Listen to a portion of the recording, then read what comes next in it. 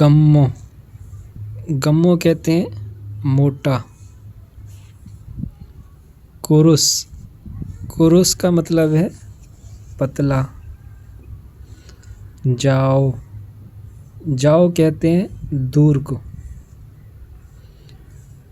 ڈکٹ، ڈکٹ کا مطلب ہے نزدیک۔ بوہوں، بوہوں کہتے ہیں جھوٹے کو۔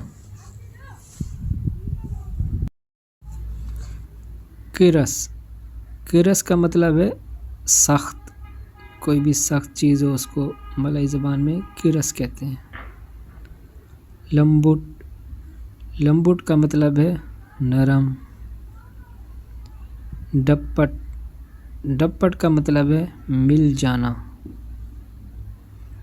ہلنگ، ہلنگ کہتے ہیں کھو دینا کو، کوئی چیز گم ہو جائے تو اس کو کہتے ہیں ہلنگ۔